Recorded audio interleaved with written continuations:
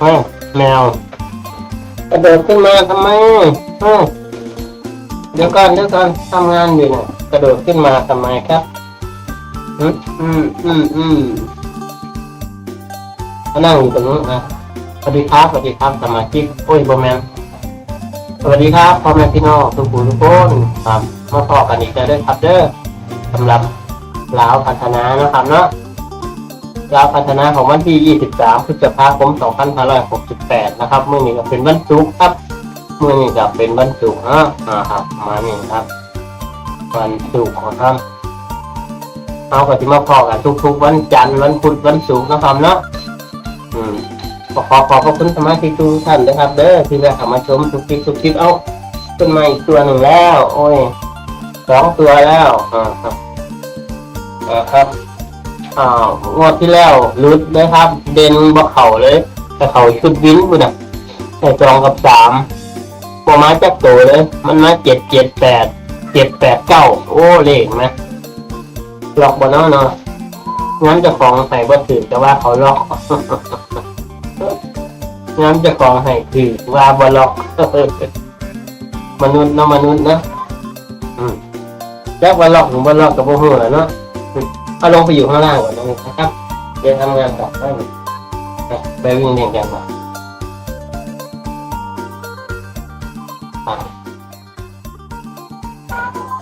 รับกลับมาชมวันนี้เนาะสู้ๆเด้อครับเด้อสู้ๆนะครับ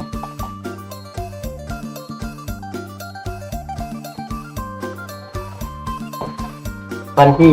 23 พฤษภาคม 2568เด่นเลขต่ำของเก่าล่ะรอบนี้1 กับ 2นะครับมันกัดสิไปคู่กับเลขสูงเด้อเลขที่บอกว่าคู่กับตัวใด1 2วินกับ5 6 7 8 9นะครับเด้อ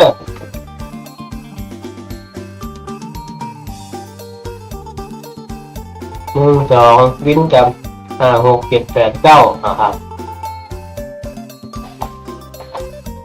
มาจับคู่บ่นี่51 61 71 81 91นะครับ52 62 72 82 92ครับเอาเน้นที่1เด้อนี่1นะครับบัดนี้คู่มันนี่น่าสิเป็น5 6 7เด้อคู่แน่ว่า5 6 7ก็สิเด่นให้กันมันเถาะถ้ามันไผมัก5มัก6มัก7เนี่ยภายใน3ตัวนี่ก็เอาไปใส่ได้ครับไปรูดไปวิ่งได้ให้กันได้ครับเด้อลาวพัฒนานะครับเดี๋ยวขอแคปไว้ให้สมาชิกกัน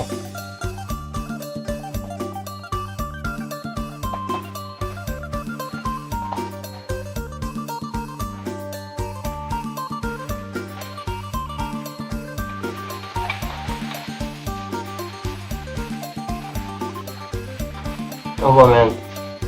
ลาวพัฒนาไปเนี่ยลืมไป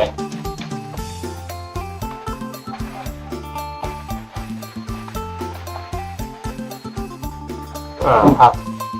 เลือดเอาบ้านเนี่ยเรียบร้อยแล้ว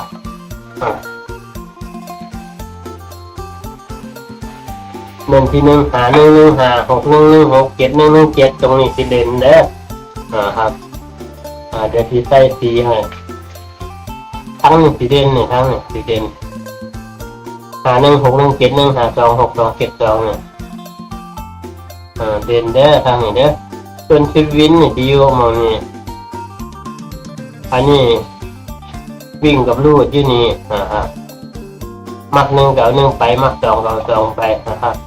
ดูดนะครับเนาะใครจับคู่สำหรับคนที่มัก5 6 7หรือว่า6หรือว่า5นี่ก็เอาไปใส่ได้เด้อมันสิมาตัวนึงล่ะว่าแต่ว่ามันสิมาคู่กันกับ1 กับ 2บ่เท่านั้นล่ะญาติมันมาคนละทางทำมันมาคู่กันกับใครเนี่ยประมาณนี้ครับจดเอาเด้อครับเด้อ